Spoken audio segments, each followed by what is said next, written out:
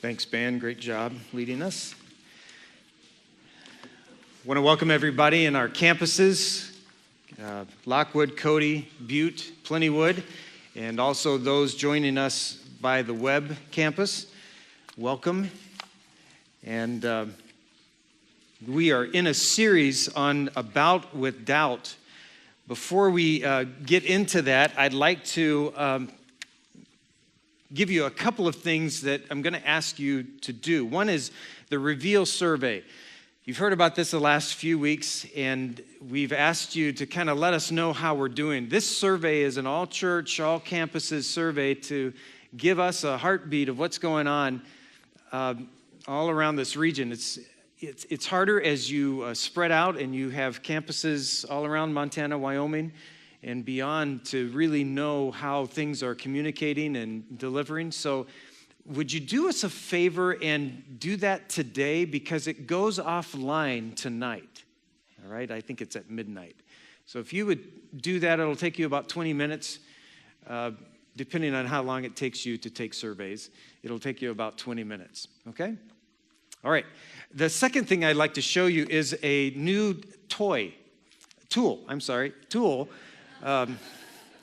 Toy back office, but tool when you're communicating to your wife or somebody why you need to buy one. Okay, so anyway, this is a tool that we have around here called YouVersion. If you have a phone or an iPad, why don't you get that out? I'd like to show it to you. Many of you have talked to me about using this tool already. This is something that we're doing as an option for paper notes, and this is really handy. In order to access YouVersion, this is an app that shows up on either your iPhone or Droid or smartphone like that, or on your iPad. And in order to access it, the first thing you would do is go to the apps in your in however you download your apps, and find the one called YouVersion. You just type in, it's one word, YouVersion, and you'll find on there it says YouVersion or YouVersion Bible or YouVersion Bible app, something like that. Just tap on any one of those, and it'll download it onto your screen. All right? So once you've downloaded that, then you go to the YouVersion app and just click on it. All right? And when you do that, you'll see on the top left, there are like 3 lines. That's the menu. Click on that menu and look for live event. And that's at the bottom of the screen on mine. Once you get to that live event, you'll see search for live event or create an event. So you're going to click on search for live event, and it'll do 2 things. If it's located you or if it's using your current position, it'll give you whichever event is closest, which for us has the date, 4/27/28/2013, called A Bout with Doubt. And if you click on that, then it gets you into our notes. Now, the advantage of using this is it has the outline online. It's got it right here. And when Vern or I or somebody who's speaking gets to a passage, it has that passage that you can actually read along with it in the version that they're using. So you can just scroll down and do that. You can also, if you want to take notes, we're toying with putting it on, putting the outline on there so it's filled in. But then also the advantage of this is at the end, some of the announcements that we talk about here, especially announcements that are for this weekend, you have a direct link to them at the bottom, and it'll take you on to those, like the Freedom 5K run, the Mother-Son Challenge, Charlie Hall concert, Giving Online. Those are all direct clicks. You can click right onto that location on our website. So that's another tool for you. You might be interested in that. Give it a try. And so what we're going to do now, while you techies are playing around with that and not listening to me anyway, the rest of us are going to get into A Bout with Doubt. Okay? So if you go to your Bible and turn over to John chapter 8. A Bout with Doubt is a series that comes out of a survey that we took over the last month going up to Easter, and then on Easter weekend where we had, 4,500 people or so on all campuses. We asked them, what are your greatest doubts or fears about God and about the Bible? And so all of those came in. We compiled the themes together, and then based on which came first, we dealt with that and have just been going through those themes, those doubts. And so we call that a bout with doubt. These are the things that you fight over. This is the stuff that you struggle with internally to try to understand your faith. I was talking to someone this last week about some issues that create doubt, have in me, about what the Bible says and science and some of those kind of things. And this person has their degree and taught and knows the fields well. And they were saying, because of my relationship with God and things I've seen him do inside of me and around me, there are some things that I don't understand that I wrestle with, but at the same time, I'm putting all of my cards in with Christ. For me, that was a little bit startling. I thought it would be a little more confirmed. I know this is the truth, no doubts inside of me. But something that we said a few weeks back was, especially concerning the Bible, when there is no place for questions, there is no faith. Because faith implies a choice by gathering some of the evidence and landing on one side or the other. We're going to talk this week about the doubt that came in, one of the top doubts on salvation. It's not necessarily just what salvation is, but how do I know I can be saved? Can God really save me? Can he keep me saved? How does that work? And what about my family? Why are they so resistant to it? Or people who are close to it? Why don't they understand it the way that I understand it? Why can't they see the change going on in me and respond to that? I had a couple come up last night after the service and want to talk, and we went back into our office, and they began to weep and just say, our son was in Iraq, and when he came home, he had post-traumatic stress syndrome, and he took his life. He just couldn't handle it. What happened to him? Can God save him? What about us? What that does inside of us. All of us have had some kind of questions about God's ability to save, what that looks like, and his ability to work through us to save those people that are closest to us. So I'd like to take this out of John chapter 8 and 9 and just kind of introduce something that Jesus taught while he was on earth and explain what salvation is and why some people can accept it and other people remain in the dark. In John chapter 8, let's introduce this with verse 12. John 8:12 begins with Jesus declaring, I am the light of the world. He who follows me will not walk in darkness, but will have the light of light. Now, an interesting context to this is that Jesus was in the Feast of the Tabernacles, Sukkot. This is called the Feast of Booths. It's a time when Israel remembers their wandering in the wilderness. In fact, in Jesus' day, from all over Israel and the surrounding nations, Jews would gather together in Jerusalem. And the numbers in that town would swell over 2 million people, many people believe. And they would set up booths that would resemble and remind them of when they camped out for 40 years as a nation in the wilderness. So these booths, even if they had a house in Jerusalem, they would set a booth up in their yard outside. Historians tell us that during this time, the Mount of Olives on the east side of Jerusalem would just be covered with these booths. Don't necessarily think of tents. They would actually gather some wood and materials from their area, leaves and that kind of thing, and set up this thing that they could camp in or stay in as a family for the week. They would gather food like they did in the wilderness. They would prepare it together kind of in their tribes and communities like they did in the wilderness. And primarily just remember how God delivered them out of slavery and brought them to the land of promise. This was a time of discovering what it meant to no longer be slaves and to be God's people. And that transition isn't an easy one. As you all know, if you've come to Christ out of a life of bondage in sin or into addiction.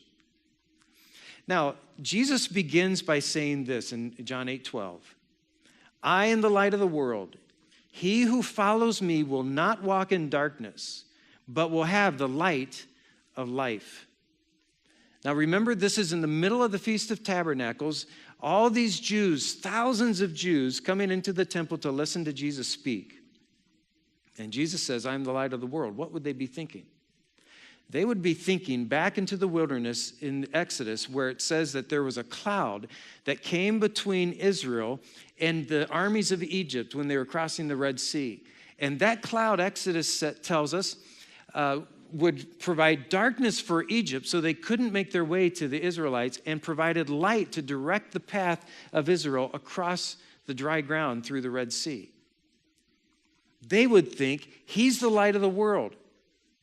And they would also realize that for some, that light actually created darkness. So if Jesus is the light of the world, and if he has changed you, why are some so resistant to that same gospel? Well, in John 8, there's a conflict with the people that you would think if anybody got it, they would. And then in John 9, John tells us a story about a man that if anybody wouldn't get it, he wouldn't, but he did. Let's look at this. Let's talk first about the barriers to salvation. What keeps some people from recognizing Christ as their forgiver, as the leader of their life? Well, John tells us about two groups who shouldn't have been, or they should have been people who would believe if anybody would. The first barrier to salvation that this brings up is simply self-reliance. Self-reliance. Let me show you this in John 8, verse 2. It says, early the next morning, this is possibly the last day of the Feast of Tabernacles, Jesus went back to the temple, and a crowd soon gathered, and he sat down and he taught them. And as he was speaking, the teachers of religious law and the Pharisees brought a woman who had been caught in the act of adultery, and they put her in front of the crowds. So here's the picture. Packed temple. Jesus comes into the temple, a famous rabbi, sits down to teach. A crowd of Jews gathers around him celebrating the Feast of Sukkot. And then in that crowd, as Jesus is teaching, the Pharisees parade in, very dramatically, I'm sure, with the woman that they had just caught in the very act of adultery. Takes two to tango, but somehow the guy wasn't there. Okay, so he comes in, and the religious leaders are there, set this woman up in front of him, and try to frame Jesus into saying, what are you going to do with her? The law says, stone her. Jesus, as the biblical rabbi, would say, okay, let's keep the law.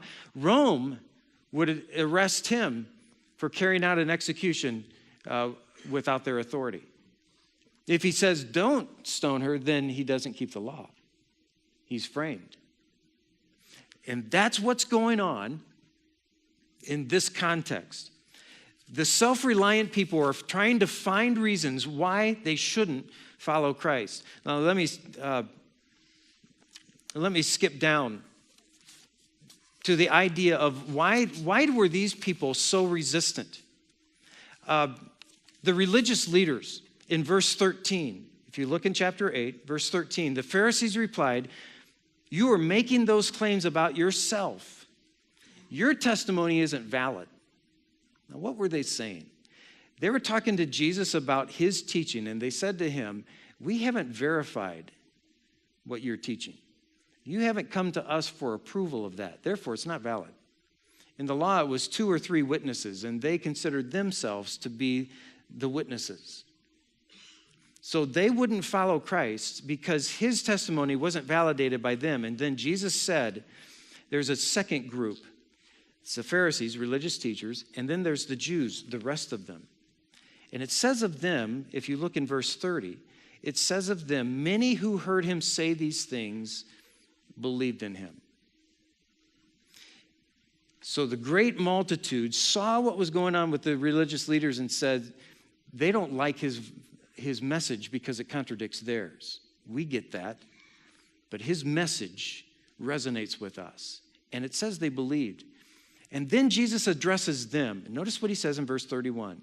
Jesus said to the people who believed in him, you are my true disciples if you remain faithful to my teachings, and you will know the truth, and that truth will set you free. Now that creates a dialogue between Jesus and this crowd of Jews. They say, well, we're not in slavery. Abraham's our father. And Jesus says to them, I tell you the truth. This isn't about Abraham. He says in verse 58, I tell you the truth, before Abraham was born, I am. He doesn't say, I was with Abraham. He says, before he was born, I always have been. Now, folks, there's only one who's eternal, and that's God. And the crowd didn't miss that. In fact, they rebelled against that. Something happens between when many believed in him, and by the end of this chapter 8, they're calling him a Samaritan and a devil. A Samaritan was more like a racial slur. A devil is pretty obvious that that's not a complimentary term. What happened in between? The thing that happened in between was while the religious leaders didn't like Jesus taking authority without their approval, the Jews didn't like, as a nation, didn't like Jesus being their authority. It wasn't just that he was claiming to be God. They were really uncomfortable with this kind of God. Now, what's the solution to this self-reliance? The solution is Christ, a solution that they didn't want. In fact, the religious leaders wanted Christ to align with them. The people wanted to put God back onto a stained glass window in a cathedral. They could handle a distant God. They couldn't handle one that stood right next to them. That made it very uncomfortable. And friends, God wants to live in you and with you and have a relationship with you that doesn't feel like religion.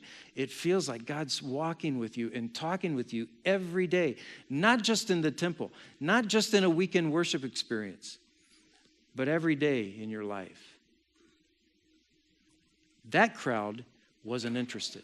There's another barrier that we're introduced to in John chapter 9, and that's the barrier of family. What keeps some people from salvation, from discovering the light of life? Well, another barrier is family. If you look at John chapter 9, in verse 1, let me give you the context of what's going on in this chapter. As Jesus was walking along, he saw a man who had been blind from birth. Rabbi, his disciples asked him, why was this man born blind? Was it because of his own sins or his parents' sins? Okay, sounds kind of harsh, but here's what the rabbis taught. Some people would sin inside of the womb and be guilty at birth, and therefore their judgment followed them. That's how they explained deformities and handicaps that come at birth. Kind of brutal. And so they're asking, was it at birth or was it his parents' sin that he's being judged for?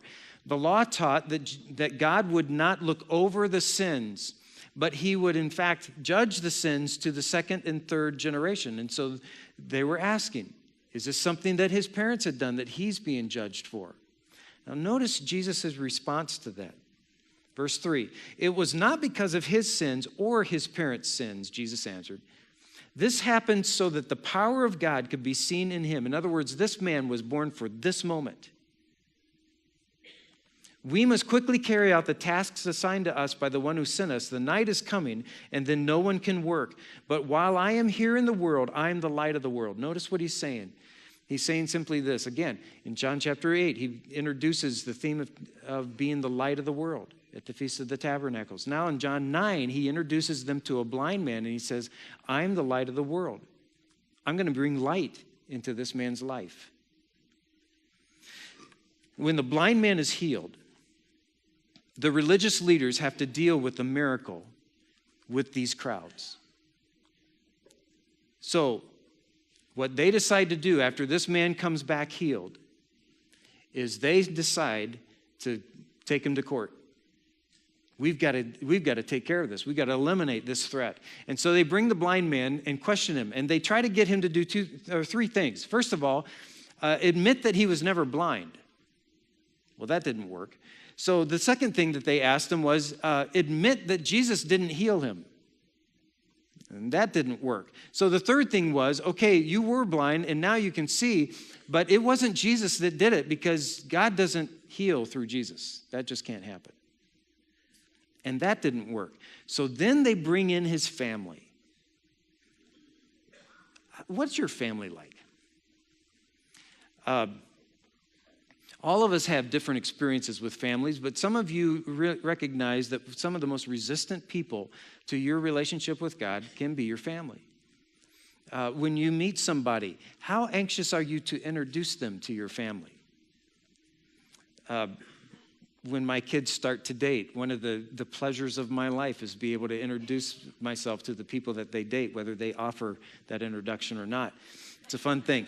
I was, Duck Dynasty, anybody heard of Duck Dynasty? Yeah, so I was watching one of those episodes and Willie was talking about how one of the joys of his life is to, when his daughter, 14-year-old daughter, was going to a dance with a boy that he had never met, he said, okay, one of the greatest joys, they took him out hunting. He said, I feel very good about interviewing this potential date with a shotgun in my hand. So takes him out hunting, and he said, one of the greatest experiences for me is to see a smile of joy on my daughter's face and the look of absolute terror on the face of her date. I don't know what your family is like, but when this family shows up here to be interviewed by the religious leaders, it was not a stellar moment for them.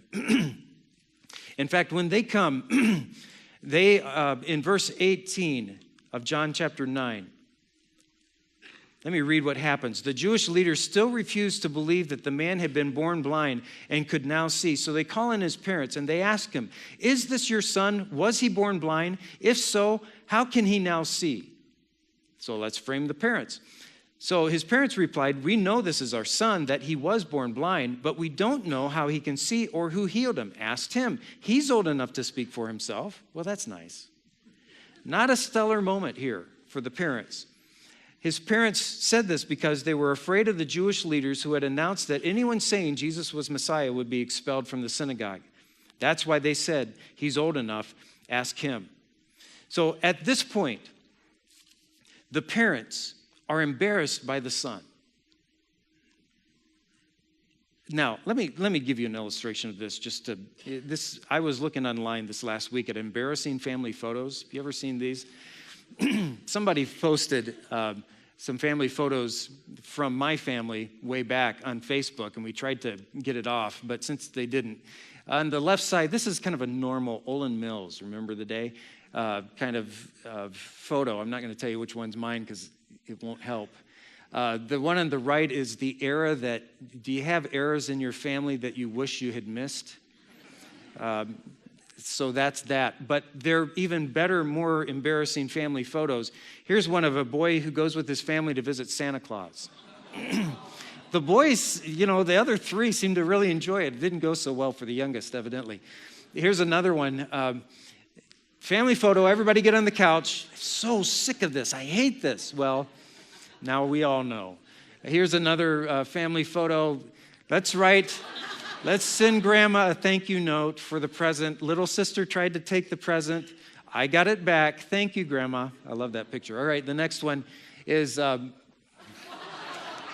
okay, so Dad's had 3 daughters, still hasn't quite adjusted in his mind to what that looks like. They dress up, well, looks like the curtains, but still, they look nice compared to, all right, here's the next one. He's pretty impressed with himself. That'll make a great family photo. Okay, so anyway, families can be embarrassing, can't they? When a family is embarrassed by your faith and they seem lost in the darkness, how does the message get back to them? How do they become convinced and salvation comes into the house? Well, After the parents are interviewed, and that didn't work out for them, they went back to the blind man. So before the parents' story and after the parents' story comes the blind man's story. And so here's the solution to another barrier of faith with your family. The solution is your story plus time. Just live out your story in front of them. Don't be embarrassed by it. Tell them about it, but give it time. Your story plus time. And there's a third failure, and that's our greatest fear, I think, is failure. The third barrier to salvation is our failure. For this, the Jews were in the temple observing the Feast of Tabernacles. They have imposed on the crowds for years these very strict rules and rituals on top of the law to make sure that they don't break the law. So if you keep these rules, then you stay away from even the potential of breaking the law. Rules that have become a burden to the nation. The religious leaders were struggling to keep their position of status. John shows them bringing a woman caught in the act of adultery to Jesus to judge. They were setting him up for failure, just as they had been doing with the people they were leading. In us, one of the greatest setups for failure, it seems to me, is our own personal failure. It's the pressure we put on ourselves. It's the pressure others put on us. It may be pressure that you had from home saying you need to be like this, and if you're not acceptable, you're not good enough. But the potential for failure and what that brings into us keeps us from going to God for his grace. Look at verse 1 of John chapter 9. Notice what he says. As Jesus was walking along, he saw a man who had been blind from birth. So here's the blind man. He puts mud on his eyes, made by his own spit, and then he tells him, I want you to go down to the pool of Siloam and wash off that mud, and you'll be able to see. Notice verse 6. Then he spit on the ground, made mud with saliva, and spread the mud over the blind man's eyes, and he told him, go wash yourself in the pool of Siloam. Siloam means sent. So the man went and washed and came back seeing. Now, here's just a simple thing that God gave this blind man a task to do, and that task was just go wash the mud off of your eyes. A simple task. Not necessarily that simple for him, but all he's looking for at this moment is money. He's not looking for anything from Jesus. He didn't ask him to restore his sight. He didn't ask him to save him. He didn't ask him for money. He wasn't asking Jesus for anything. And yet, even with his low expectations, Jesus stopped. And he rubs mud on his eyes and tells him he can be healed. What keeps you? What keeps you from trusting God for your forgiveness and to keep you saved? Many times it's our failure. It's our own failure.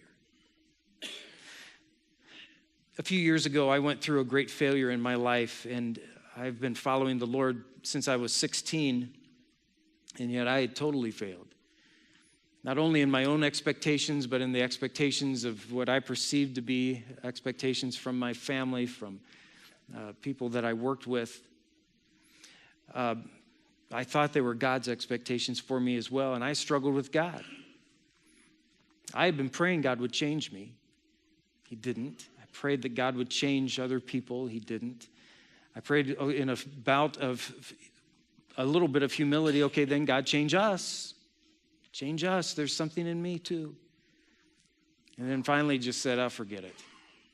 If it doesn't matter to you, then I won't let it matter to me, and that'll hurt a little less, I thought. After going through my history with God of pursuing him with all that I knew I could do, where had it gotten me? And finally, I prayed a prayer that I wouldn't recommend, and I'm not even sure is a very good one, but it was where I was at. And it was simply this: God, I am no longer going to stop running after you. I'm no longer going to I'm no longer going to be pursuing you. I'm going to let you pursue me. That was scary. What if he didn't? Well, I didn't feel worthy of pursuing. But what if God didn't either? What if he didn't pursue me? Have you ever felt that? Then in the process of when I started letting go and I stopped doing some of the disciplines that I had worked so meticulously at, I stopped pursuing God and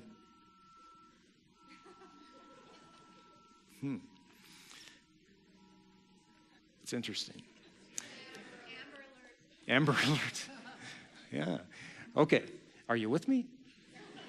I'm not sure I am, but follow me, track me. Poignant moment in the message. All right. In this process of saying, God, I'm not going to do all these things that I've been doing and depending on them in order to be blessed, I ran across this verse in Psalm 46, and it says this: stop your striving and recognize that I am God. I will be exalted over the nations. I will be exalted over the earth. Stop striving. It hit me. That's what I had just done.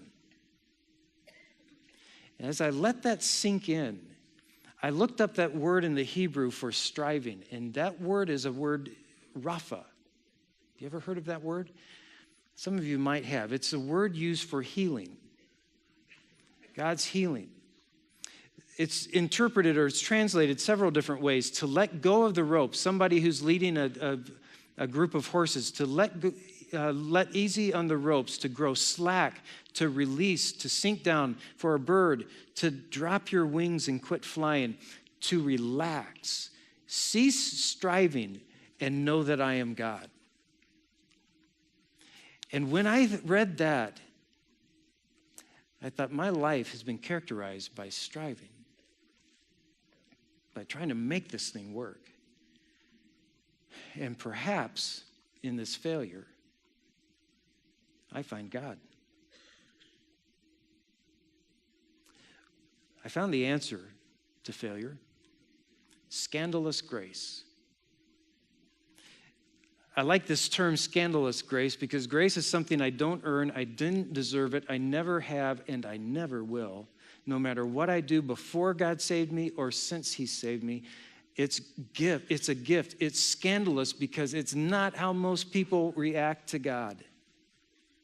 Like the religious leaders and the Jews who are saying, okay, you've got to do it this way, fit under our law and our commands. It's the Jews who are saying, we like what you say, but we don't like your authority walking right next to us. It's too personal. It's in my space. I don't want that.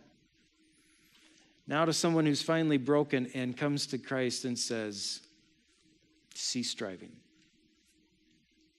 And it's almost at that moment, after I had been fighting all these battles and these wars, that I collapse. And God, who's been standing on the sideline waiting, comes up and says, finally, now let's get busy and fight. And I noticed what he said in verse 11. He says, the Lord who commands heaven's armies is on our side. The God of Jacob is my protector. Finally, I don't have to fight this battle. Will I fail? Yep. God's there fighting with me and for me and against my enemies. Cease striving and know that I'm God. The barriers to salvation, I think, are these. I think first, there's self-reliance. Second, I think family issues. Third, my own failures. If those are barriers, then what is salvation? At the end of chapter 9, after Jesus had gone to the blind man and put mud on his eyes, sent him to the pool of Siloam, and he'd come back seeing, he'd gone through all of this proof to the objectors that Jesus could have healed him. After all of that, Jesus again comes and finds him. And notice in verse 35 of John 9, when Jesus heard what had happened, that he had been kicked out of the temple for his defending his being able to see, he found the man and he asked, do you believe in the Son of Man? It's almost after I stopped fighting and God comes back to me with that verse in Psalm and says, do you believe I can fight for you? The first thing I notice about what salvation is that God initiates it. God initiates salvation. The difference in John 8 is that the Jews and the religious leaders came to Jesus. In John chapter 9, Jesus went to the blind man. At the beginning of the chapter, he goes to the blind man and initiates his healing. At the end of the chapter, he goes and seeks out the blind man again with the message, with the gospel. He initiates. He found the man. You don't have to go searching for God, friends. He's right in front of you, seeking you out. In fact, you're here right now because God is seeking you. He's seeking you out. A second thing I notice about salvation from this is in verse 36, and that is, I have to respond when God finds me. The man answered, "Who is he, sir? I want to believe him." Does that resonate with you? You might be here this weekend because you're thinking, there's something there that I'm missing. I'm not sure what it is. Not even sure I trust a church to give it to me, but I'm going to go listen and see. And here's the same message of the man saying, who? You can heal me and give me sight. I trust you to tell me who is the Son of Man. Now, what God had given this man to do in response was simple, but it wasn't that easy. Notice here in this map of Jerusalem, this is a first century reproduction of what Jerusalem would have looked like. Notice what is central in Jerusalem. It's the temple. How massive it is. Jesus, because he was celebrating the Feast of Booths, the Feast of Sukkot, after he was in the temple teaching, would have been leaving the temple, and you see the gate going across the Kidron Valley here on the east side, which is the front center of your screen. And he would have crossed that bridge to get over to the Mount of Olives. As he came out of the temple, that's where he found the blind man, who was waiting by the temple for those worshipers going in and out in order to ask money from them. He asks the blind man to go wash the mud off at the pool of Siloam. Where's that? If you look on this reproduction, you'll notice the wall that goes all the way to the left side center of your screen. The pool of Siloam is below that. Let me show you this map that shows you a little bit of elevation. Notice how steep that hill is. Some of you here have been to Israel and have walked that. It's a very steep climb. It's a very steep incline if you're going down from the temple. And it's a long way. It's a couple of miles. And Jesus didn't offer to help him out. He didn't send Andrew and say, "Hey, Andrew, would you help this blind man?" No, he didn't. Why not? Because there's a response required in order to be a follower of Christ. It's one thing for Jesus to find you and invite you, but you have to respond and say, "I accept." God respects your personal choice and your will, and he offers himself, but he doesn't force himself. Down at the pool of Siloam, this is a reproduction that archaeologists have put together based on digs that they've made. Notice that in this pool, it would have been a gathering place. Because of the nature of Israel at that time, it would have been hot, but inside with all this pool, it would have been a cool place to gather. It would be a place people would come to get their water for the day. As the blind man goes there and he washes the mud from his eyes. When he opens his eyes, he can see. Do you think he was kind of like, I'm so embarrassed I can see? Probably not. Everybody at the pool knew. And then he goes rushing back to the temple to find out who this man was that just healed him. A response is required. Have you responded? And a third part of salvation is I will recognize Jesus. I'll acknowledge him as God's only solution. In John 9, Jesus says to this man, "You have seen him." That's significant, saying that to a blind man.